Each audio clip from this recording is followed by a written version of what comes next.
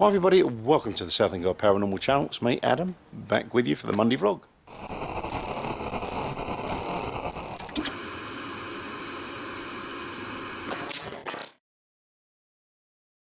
I think I've done it, folks. We are pretty much there.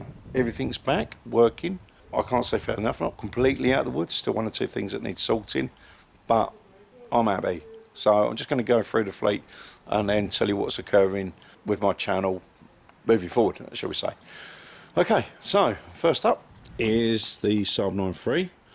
As you know, I had a clutch go on this, which was a source of major frustration because it cost me 800 quid to get it put right. In fairness to Dave, he does a proper job. He didn't muck about, he sorted it within 24 hours. And there's a couple of... the reason why it became 800 quid is because the slave cylinder, although that was a bit that went wrong, also when he had the gearbox out, the clutch was pretty screwed as well, so he changed that, done a gearbox seal as well, put some new oil in it, and the clutch and gearbox it's like having new transmission. The gear change is really nice now, so that being good. And as you know, I did have one prior to this, and the game changer was that it turned out to be ULEZ compliant. Ultimately, the one I bought, I couldn't get it sorted out in time for the ULEZ, for the start of ULEZ, so inevitably let it go to another guy who wasn't going to scrap it and was going to fix it. I've got to speak to him, see how he's getting on with it, because he did get the hood working, which I was pleasantly surprised about. However, there were other issues which this hasn't got, fortunately. So yeah, this is all predominantly salted. Mechanically, what I've got left, and I'm going to order it this week, I've got to do the coil pack, and I've been advised to go genuine Saab, which is going to be around the £250 mark, but I've just finally been paid for a job I've done months ago, which will cover most of that, so that's happy days. In with the coil pack, I'll give it a service as well, so we're on top of that. So that'll be all plugs, filters, coil pack. We are done pretty much mechanically with this.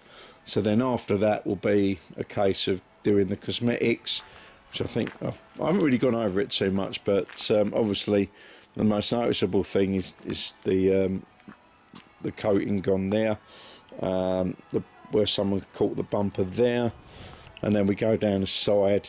It's not a great deal, obviously, you know, little scuffs like that, where someone keyed it. Weren't me, obviously. Obviously a faded bumper there. I did try a little bit of T-cut to see where that's, and it did come up, so I'll probably do that myself. Coming down this side, there was a dent on the quarter there, which he paid someone to cut 200 or 300 quid, and they completely ballsed it up. Yeah, and there's, you know, just little bits and pieces, so but that'll be work predominantly for next year when I can get my funds up again. But oh yeah, and the aircon as well needs to be regassed. That's the other job that needs doing. MOT will be up in November. However, the MOT history, this has always gone through, or it's gone through with minors, so that's what we've got to pay attention to. So maybe I'll get some advisories on maybe a couple of tyres or something, because as you remember, this happened to have the same set of rims that I bought for the other one, and I did sort of swap them out a bit. So yeah, that's where we're at.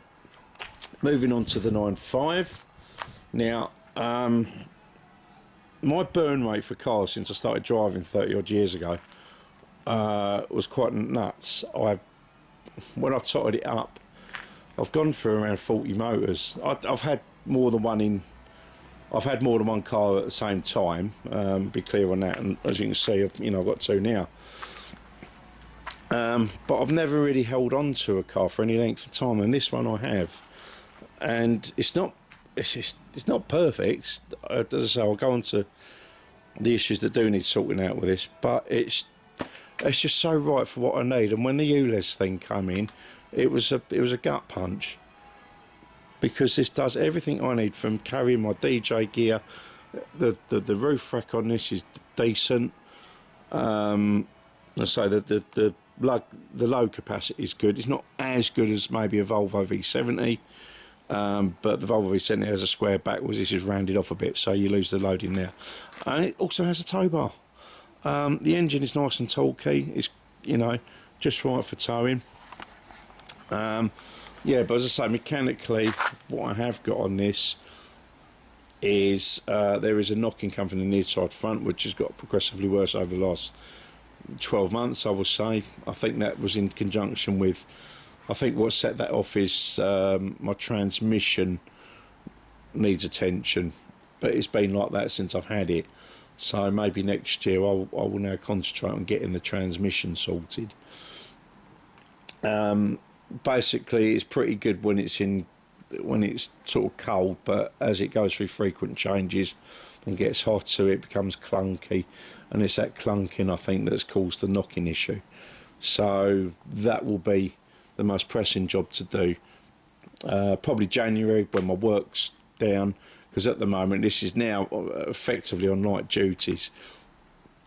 It's pretty much only really used to go to, it will pretty much now only be used to do my Brentwood job, because I need to take my speakers. I can and have taken gear in these before. It can do it, it's just a bit of a monkey puzzle getting everything in. But that's pretty much all this is going to be used for now. You know, and any low capacity, like for example the boat, which I'll get onto. So yeah, that's the 9.5. Now we're going on to the bikes. My Thunderbird, as you know, this thing has cost me a few quid as well. The build for this come to 1,400 quid, and I will go over it in more detail at another point, but right now that's all you need to know. What started as a cam chain progressed into other things, and the build just got larger. But we're in a good place for this now. I've still got to nurse it a bit. I've got another 1 or 2 oil changes to do, because there is still crap in now that we can flush out. Other than that, there was I've got a puncture on the back wheel coming back from Box Hill on the ULEZ protest. I've got a new inner tube, got market tyres to do it. It was fine. I went to Putney on it on the Friday and back. That was fine. And then I went up to the other side of Chelmsford on the Saturday and back. When I come back, I noticed my back end was going funny again, and it was down. And I tried pumping it up, went down again. So I thought, great, back to square one. I ended up giving it to Pass Bike, the home of John Parker now, and I gave that in. I think it was about a week ago, and I got it back Friday, Saturday time. I think it was actually Saturday I got that back. Yeah, it was Saturday. It's just been such a hectic week. Chucked it back in. It all seems good. I've cleaned. Also gave me a chance while the wheel was out to give it a proper polishing, because all that tyre weld that I put in the previous inner tube, where it splayed out everywhere, it just made it look really crap. I had the time to clean it up, so that's good. So mechanically, as I say, other than nursing the old rubbish out that's in there, mechanically don't need anything else. This will be cosmetics pretty much. So what you're looking at is, there's a couple of little scratches here and there. I'm not unduly concerned. The main source will be my seat, and I've had this bike for 10 years, so it's at the bottom of my fat ass for all that time. So yeah, well, it's eventually just giving out. So what I'm going to do, I can get a replacement cover, I think, for about 50 quid. I'll have a look around and see what my options are on this. I might look at having an aftermarket colour scheme. I don't know yet, but when that seat comes off, what I want to do is have a gel insert fitted. I've had one before in my old NX650. It does make a lot of difference. That's the only thing with this. The riding position is great. It's such a comfortable bike to ride, but the seat does get hard after a while, and it's just because of the foam, it compresses out, and that's it. So that's where we're at the Thunderbird. I've just got the MOT as well. That went straight through. I think the only advisories I got, my rear brake switch does require a bit of a prod to get working. I think the chain was a touch too tight, but since I put the back wheel in, it's right now. So moving on, the Africa Twin. As we know, this got pinched twice this year, but fortunately its main saving grace is its size and weight. Although it's lighter than the BMW GS's, because it is a smaller bike at the end of the day, it's still a lump. This is the Adventure Sport model, so it's the bigger version. And yeah, the damage caused was pretty insignificant. Yeah, it got dropped there. You can see the scratch, and there's a little mark on the panel. And then we got the same round here, because funnily enough, when on the first time it was dropped on the left-hand side, and on the second time it got dropped on the right-hand side. Now they didn't manage to do the first time. They were disturbed because they was bulky enough to take it from a busy health centre car park, and they got disturbed by some of the staff and people that were visiting the centre, so they didn't get away. They just dropped it and ran. I since think one of them was the lad that lost his life down Kents Hill Road on that scrambler. I'm saying nothing. Obviously my sympathies go to his friends and family. I'm going to leave it there. But anyway, so yeah, that was the first occasion. The second occasion, I was running late for my Thursday night job. I had a client go over for the renal, and I was in a mad rush to get her home and then get myself to Brentwood to do my evening job. Consequently, I forgot to put this away. Come back, it weren't here. So then, I've just had the presence of mind before I went totally balmy to walk out to the road, because it's on a downhill stretch. As I said, it's a heavy bike, so the natural thing to do would be roll it downhill. When you get to the bottom of the road, you're on the main road, you cross over. The other side of this road that I'm on is a dead end. There's a secluded bit around there where they took it to try and hotwire it. Now what the numpties didn't realise was that, yes, you can cut the ignition wires, twist them together and it will power up. What it won't do, however, is start. And the reason being, this here, what I call HISS, I think it's Honda Ignition Security System, I think, don't quote me on it. That is an antenna, and it reads the transponder in the ignition key, which then sends a signal to the ignition system that says that key is correct, much like cars do. So finally we've got decent immobiliser systems, and the only way you're going to get that to start is to replace the whole ignition system, and you're talking 1,200-1,300 quid, so it's not economically viable to do it. However, what they decided to do in their infinite wisdom was, oh, that must be the immobiliser, we cut the wires and that'll do it. Obviously it didn't, and it just turned and turned and turned, you know, it just turned over, but it would not start. So they dumped it. The battery was flat time I got it back. And yeah, a lot of fun ensued, because whilst repairing ignition wires wasn't too hard, just a bit fiddly, the wiring for this goes under the tank, and for me to get to it required removal of panels, so I think I've got to polish this up again, but looks of it, and that's nothing. Yeah, get these panels off, which was fun and games in itself. To get the tank up, which has got about 4 connections under it, it's not like, you know, the Thunderbird, I've got one petrol line. Get the tank off so I can get to that wire. Anyway, took it out. I've ordered another one. There was a second one in Lithuania. It's the only one, and it said it's for an Africa Twin, so I assume they were right. I ordered it. It was about 50 quid. Got here within a couple of weeks.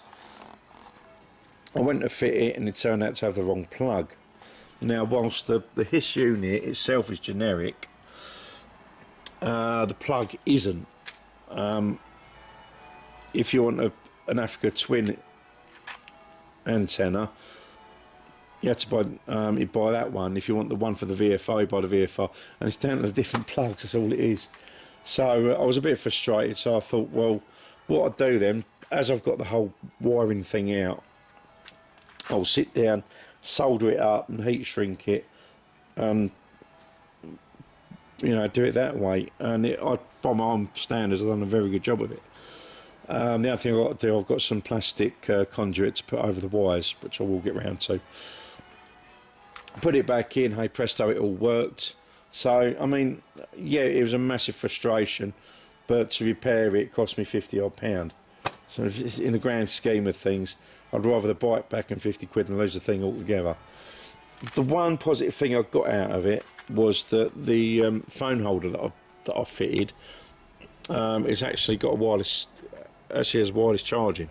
Same as my Thunderbird, I've got one on there as well. And although I'd fitted it, this is an aftermarket Camel ADV bar. I did fit it on this one here where my finger is, which is the frame race, but I'd read on the forums that it's not man enough to take a phone or a sat nav, and they can snap the weld. So I thought, well, I'll spend this was like £100, so I bought that, fitted that, and then hey presto, mounted it. Anyway, yeah, so I'd fitted it, but I hadn't wired it in. It'd been like that for months. With all this off, it gave me the opportunity to actually wire it in. It turned out there's an accessory plug behind here, purely for sat navs and stuff. So Honda do think about these things. All I had to do was wire it into the other side of the plug, and off you pop. So that was that done. The MOT had run out, so I then had to run it down for the MOT. The only advisories I got, I think the brake pads. There's one other stupid little thing, which I did along with an oil service a couple of weeks ago. So that's now all up to spec. That's good. The Africa Twin is good as gold now. And moving on, finally, as you all know, I've been struggling with this, been causing no end of frustration. Not the dinghy, although I will have some re-gluing work, I shall say. It's just like the trim bits in there. Do sticking back on and so on. But I'll do that over the winter when we've got crap weather and I'm just not going to go out on it. But the main source of issue has been this power plant. Now, I originally bought this for 300 quid with an Evinrude, 4 horsepower. By the way, this isn't a 4, this is a 3. If you watch my videos, this top just happened to come off of a 4. But the pull start was in good nick, that's why I wanted it, because the other one wasn't too great. So, yeah, the Evinrude was playing up. It seemed like a fuel starvation issue. And the problem with a lot of these older engines is modern fuel, because we know we've got ethanol in there. And if you leave these sitting for anything for time, the ethanol can attack stuff in the carbs. So, I mean, at the end of the day, what you need to do is just run them regular. And I've got a bin full of water, I can just drop it in and run it, which is what you got to do anyway if you've been out in salt water, because these draw from whatever water they're in, be it fresh or sea, to keep the engine cool. And if you run these in salt water and don't flush them out with fresh, then that salt can sort of build up and clog up the waterways. Anyway, that's that's another thing with apples. As I say, I think you've seen the trials and tribulations I've had with this over the last couple of weeks. The Evinrude has been quite similar, funnily enough, and I've got to catch up with Paul and see what the SP is on the Evinrude, because that's slightly more powerful. But in the end, we got this right after the third strip down of the carburettor, and we finally got it right. And I was out on a Saturday, as you've seen for my video. That was running great, so I'm now happy that this is working. I'm going to take it out again. Hopefully I'll get a chance on the weekend just to double check that this is all working fine. I think it is. I don't think I've got to worry now, but it's just for my own peace of mind. This is now going to work as I want it to. Once I'm happy, I can now go starting exploring the faults in Medway, for example. There will be other things come up, but while we still, we've just about still got the weather, we'll have it effectively in reasonable weather into October, possibly November. So I've got a little bit of time to play with to do the things I want, but I'll try and get in as much as I can. So yeah, so hopefully we've got that sorted out just in time for me to still get some decent usage out of it. I did buy a collapsible trolley as well, makes life a lot easier. So, yeah, there we have it. Right, that is the fleet. It's all back, they're all working. As I said, apart from the little bits and pieces still left, but they're all usable now. I can't ask for more than that. So what's going on with the channel? Moving on swiftly. As you know, everything that's been going on, and with my stepdad, who's actually finally out of hospital, he's literally going home as we speak. He's still got to do some. It's still, although the operation is good, it's done what it's supposed to. He's now got to build his strength up again. So we're not out of the woods. So I've still got to go. You know, we're going around and and feed the cat and that sort of thing.